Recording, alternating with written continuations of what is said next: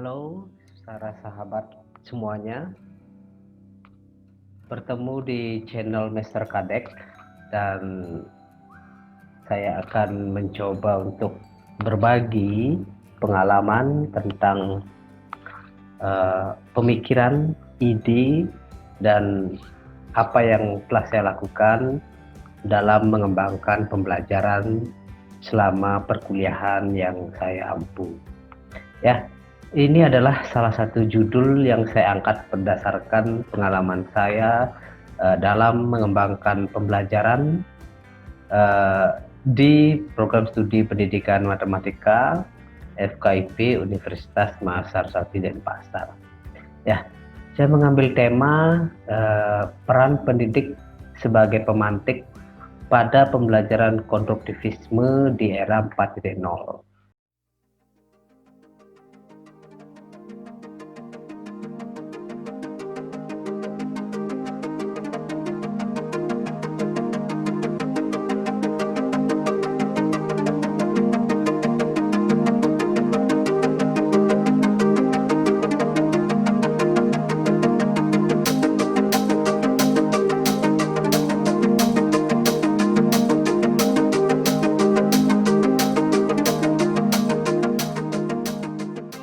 Nah, perlu saya kasih informasi bahwa sebenarnya tema ini atau materi ini sudah saya sampaikan pada ajang dosen berprestasi yang dilaksanakan oleh Universitas Makassar Sakti Denpasar, dan syukur saya mendapat juara 2.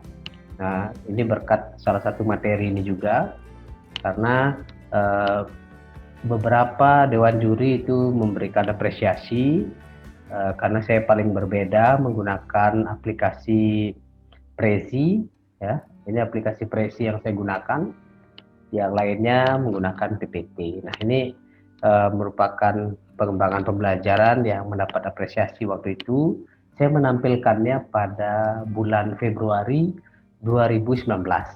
Nah, pada waktu itu Mas Menteri Nadiem Makarim belum dilantik ya.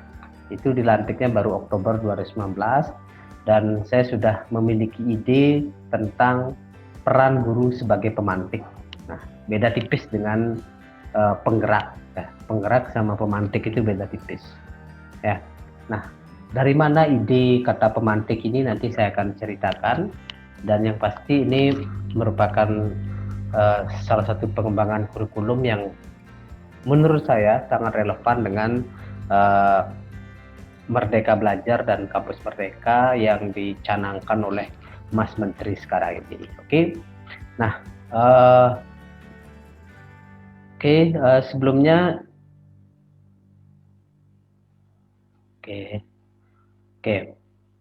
jadi saya akan bercerita sedikit. Nah, ini pengalaman saya ya, bertemu dengan Muhammad Nuh ya.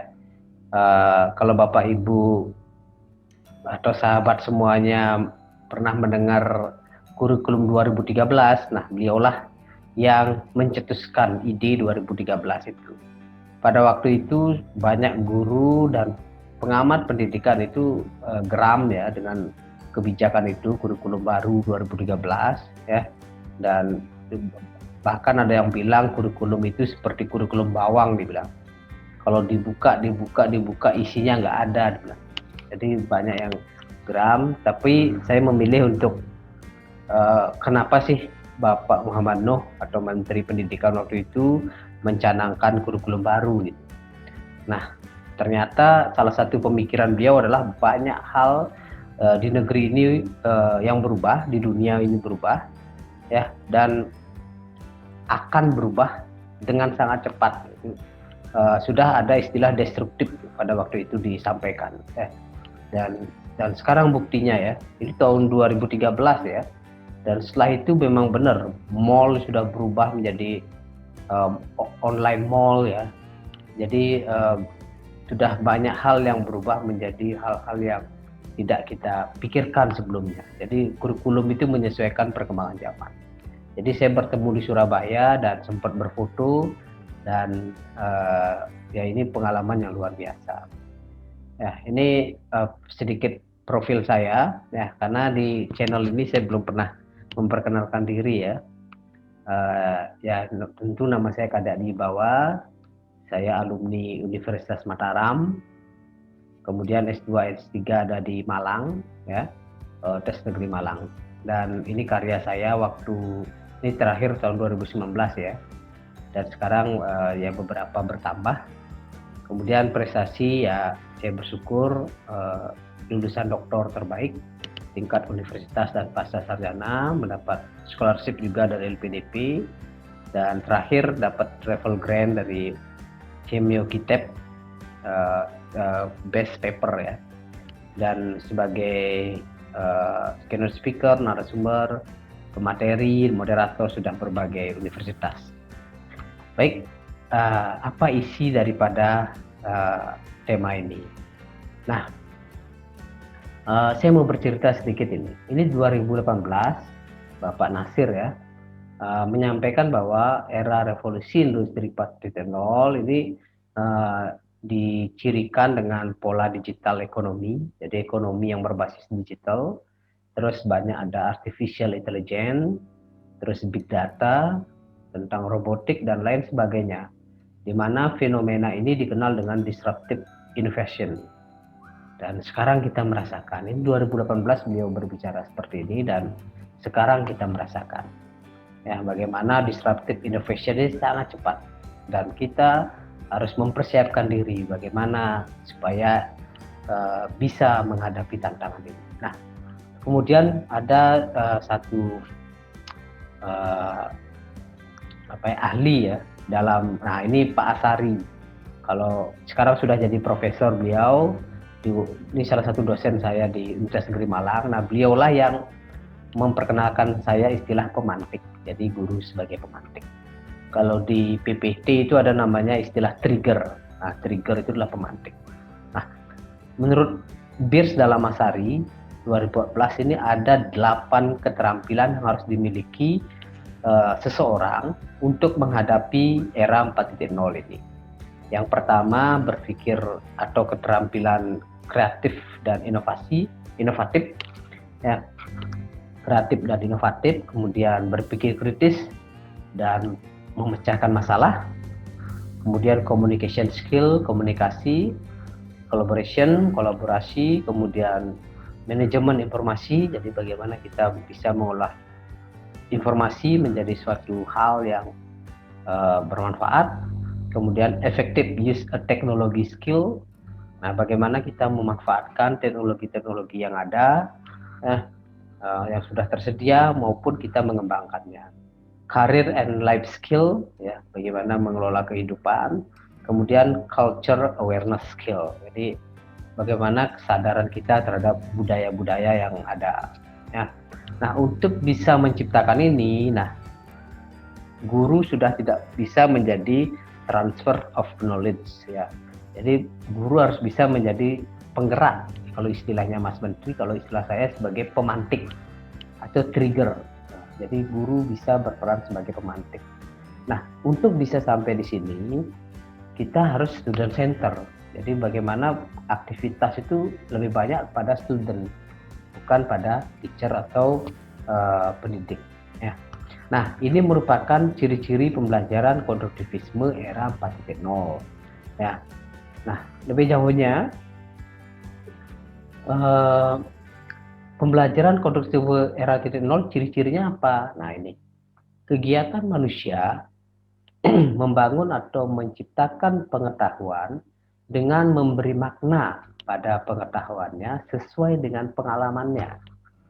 Jadi peserta didik itu harus berperan aktif membangun sendiri pengetahuan di dalam memorinya. Jadi seseorang akan belajar jika seseorang itu mampu mengonstruksi pengetahuannya sendiri.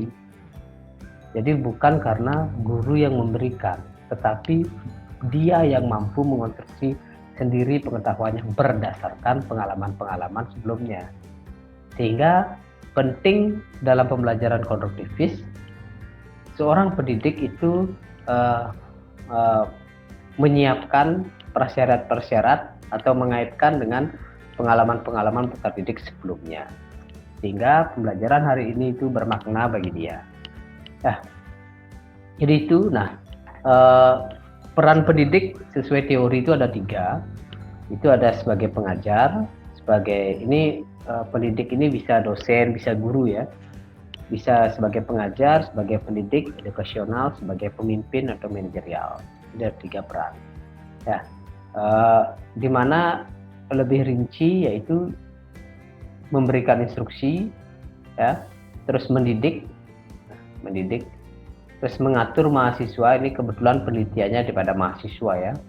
Jadi mengatur mahasiswa untuk melakukan kegiatan sesuai pembelajaran konstruktivisme era 4.0 ya. Singkatnya itu biar dia menjadi mahasiswa yang kritis, kreatif, inovatif, dan kolaboratif, dan lain-lain. Nah, apa yang saya lakukan? Nah, ini pembahasan. Jadi ada 3 hal yang ya baru terpikir ya. Ini yang sudah saya lakukan dan sudah saya teliti. Ada 3 hal yang bisa dilakukan, dan keempatnya pasti ada, 5 pasti ada, 6 pasti ada, dan seterusnya. Ini ada 3 rekomendasi yang bisa saya berikan. Yang pertama, comprehensive discussion. Yang kedua, make creative learning videos. Yang ketiga, virtual communication, use kahoot.com. Ya. Yang pertama, comprehensive discussion. Nah, gimana caranya menciptakan diskusi yang komprehensif gitu. Jadi semua mahasiswa bisa terlibat ya. Nah, saya ini membuat suatu model peran dosen sebagai pemantik pada pembelajaran konstruktivisme di era 4.0, di mana tujuannya agar tercipta diskusi yang interaktif, kritis, dan bertanggung jawab. Nah, di sini yang pertama ini modelnya yaitu penugasan, kemudian ada kelompok sebagai penyaji materi ya, atau yang presentasi. Nah, ini juga saya terapkan ini pada saat tatap muka di kelas saya terapkan ya. Tapi ketika pandemi sekarang saya juga menerapkan ini ketika daring ya, menerapkan ini dan sangat efektif. Ya, jadi ada penyaji materi, kemudian ada pembanding utama. Nah, pembanding utama ini wajib hukumnya untuk memberikan penilaian kepada penyaji materi, kemudian wajib bertanya. Jadi semua anggota kelompok pada yang bertugas sebagai pembanding utama itu wajib untuk bertanya. Ya. Kemudian dia bisa menambahkan materi yang sekiranya penyaji lupa untuk menyampaikan atau ada tambahan-tambahan. Itu tugas paling utama. Sehingga dosen hanya menyiapkan model ini, kemudian mahasiswa sudah aktif ya untuk, jadi tidak khawatir dosennya kalau mahasiswanya sepi atau krik-krik ya. Di sini mahasiswa pasti bertanya. Dia ada penyaji, ada misalnya satu kelompok 5 orang, jadi masing-masing punya pertanyaan gitu. Untuk membuat pertanyaan itu kan pasti memperhatikan sesuatu yang detail ya dari materinya, itu berpikir kritis, kemudian juga interaktif, dia bertanya dan bertanggung jawab. Ini ada tanggung jawabnya ini masing-masing. Nah, jadi dia bertanggung jawab untuk membuat pertanyaan, memberikan penilaian dan sebagainya. Nah, kemudian setelah pembanding utama memberikan ini, baru dilempar ke pembanding umum. Jadi pembanding umum ini tidak wajib sifatnya, dia boleh bertanya, boleh tidak juga, tidak masalah ya. Tapi paling tidak ini sudah menyimak materinya. Jadi dan selama saya mengajar itu pembanding umum ini juga aktif untuk bertanya. Ya, jadi kelas ini sangat interaktif dan sangat recommended. Dan tugas dosen hanya pemantik saja, memantik terjadinya diskusi ini, diskusi yang komprehensif ini. Nah, yang kedua, make creative learning videos. Jadi dalam konteks ini sebenarnya saya sudah terapkan tahun 2019 awal ya, bahkan 2018 ya. 2018 saya sudah terapkan Make Creative Learning Videos. Jadi saya meminta mahasiswa untuk membuat video pembelajaran yang seperti sekarang, seperti Zoom ini. Jadi harusnya ada gambar di sampingnya. Jadi itu kemudian dia membuat video dan digunakan untuk menjelaskan materi. Ya, jadi tugas guru hanya atau dosen di sini hanya meminta mahasiswa untuk membuat video. Ya, kemudian menyediakan yang bisa kalian gunakan apa saja. Nanti dosen menjelaskan. Oh, yang bisa digunakan misalnya media HP, misalnya pakai ngerekam, atau kalau mau menjelaskan materi seperti ini menggunakan, waktu itu Zoom belum ada ya, 2018-2019 belum ada, saya belum kenal. Jadi bisa menggunakan Filmora, bisa memanfaatkan Camtasia, bisa menggunakan apalagi yang lain, PPT juga bisa ya untuk menyiapkan video ini.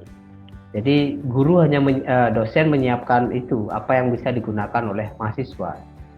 Jadi bukan berarti dosen sebagai pemantik ini hanya membuat video gitu ya, tapi video apa yang bisa digunakan itu harus dijelaskan kepada mana mahasiswa. Nah hasilnya ini hasilnya ini tahun 2018 ya. Jadi saya kategorikan ini mahasiswa membuat video ini sebagian besar menggunakan aplikasi PowerPoint dan Camtasia, di mana aplikasi Camtasia ini sudah pernah diajarkan kalau di mata kuliah program studi pendidikan matematika FKIP itu belajar di semester awal. Jadi sudah pernah diajarkan ini. Dan ini termasuk kategori mahasiswa kreatif asimilatif. Jadi dia hanya menerapkan apa yang sudah pernah dipelajari ya. Jadi ada seperti ini ada video kecil, terus ada menjelaskan tentang problem posing. Nah, ini pernyataan mahasiswa bahwa tugas membuat video pembelajaran juga mengajarkan saya untuk bisa bekerja sama dalam kelompok dengan memanfaatkan teknologi serta berpikir kreatif agar video tersebut terlihat menarik. Jadi ini pernyataan mahasiswa setelah membuat video ini. Kemudian yang kedua, kategori mahasiswa kreatif asimilatif akomodatif. Jadi perpaduan antara asimilatif dan akomodatif. Jadi mahasiswa melakukan apa yang sebelumnya pernah dilakukan dengan menambahkan hal baru sesuai petunjuk dosen. Jadi di sini mahasiswa menggunakan aplikasi Prezi, kemudian Adobe Premiere Pro untuk pembuatan video pembelajaran, di mana Adobe Premiere Pro ini salah satu aplikasi edit video yang sudah direkomendasi oleh dosen. Kemudian Prezi juga sudah pernah diperkenalkan oleh dosen, jadi asimilatif akomodatif. Nah ini pernyataan dari mahasiswa. Jadi membuat saya belajar menggunakan software baru dalam mengedit video, yaitu Adobe Premiere Pro. Jadi ini hal baru bagi dia. Kemudian karena saya mengalami masalah dengan software yang biasa digunakan, yaitu Camtasia. Jadi dia sudah pernah mencoba Camtasia tapi bermasalah katanya. Jadi membuat saya belajar bagaimana cara mengedit video neon text. Saya belajar dengan menonton banyak sekali video tutorial pembuatan opening video di Adobe Premiere Pro. Dan karena seringnya menonton, saya menjadi ingin membuat satu channel YouTube. Nah ini bahkan lebih dari kata pemantik. Jadi dia pengen membuat sesuatu di channel YouTube gitu. Itu luar biasa ya. Jadi ini dosen sudah membuat dia menjadi tergerak untuk melakukan sesuatu. Kemudian yang ketiga, nah ini yang kategori yang paling kreatif. Jadi kategori mahasiswa kreatif akomodatif. Jadi mahasiswa menantang dirinya untuk melakukan hal yang sebelumnya belum pernah dilakukan sama sekali.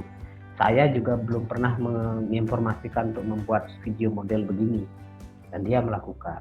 dia mahasiswa menggunakan aplikasi Powtoon untuk membuat video pembelajaran, menjelaskan materi tentang strategi pembelajaran inklusif.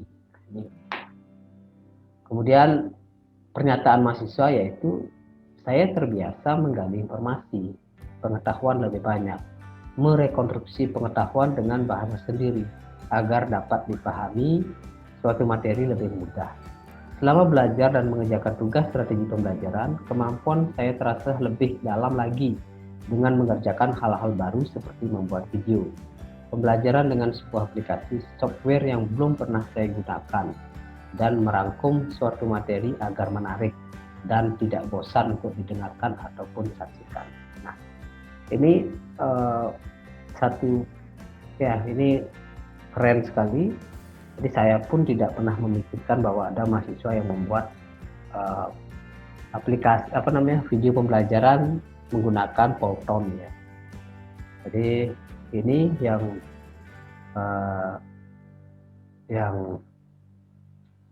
make a creative tadi ya, videos. Nah, yang ketiga rekomendasi saya adalah virtual communication use kahoot.com. Ya, jadi bagaimana berkomunikasi virtual menggunakan Kahoot itu. Game Kahoot ini games ya. Ini sangat-sangat menarik ya. Jadi saya membuat games ya, game online untuk mengukur kemampuan komunikasi virtual mahasiswa. Bisa dilakukan di mana saja dan dengan siapa saja. Analisis pekerjaan mahasiswa dapat dilihat dan ditujukan langsung ke mahasiswa. Nah, ini juga saya pernah terapkan pada saat webinar sebagai narasumber yang dilaksanakan oleh FKIP Universitas Makassar Denpasar, dan saya terapkan secara online untuk pertama kalinya menggunakan aplikasi Zoom juga, dan sangat menarik. Jadi mahasiswa sangat atau peserta yang waktu itu hadir sangat antusias untuk mengikuti kuis itu. Ya, jadi bisa digunakan ini sebagai pemantik saja. Kita membuat kuis ini, kemudian dia bermain, menjawab, belajar ya, mengasah pemikirannya. Nah, jadi ada 3 hal yang bisa saya rekomendasikan peran dosen sebagai pemantik pada pembelajaran di era 4.0. Dapat dilakukan yang pertama, menciptakan diskusi yang interaktif, kritis, dan bertanggung jawab dengan membuat model kelompok penyaji materi, pembanding utama, dan pembanding umum.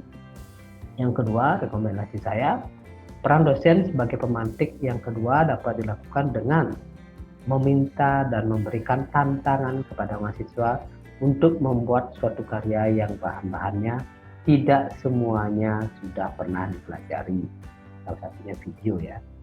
Kemudian yang ketiga, peran dosen sebagai pemantik dapat dilakukan dengan melakukan evaluasi berbasis teknologi atau online untuk mengukur kemampuan komunikasi virtual mahasiswa. Kalau sekarang di samping ada Kahoot, ada Quizizz juga ya, .com. Nah, oke, ini daftar pusakanya.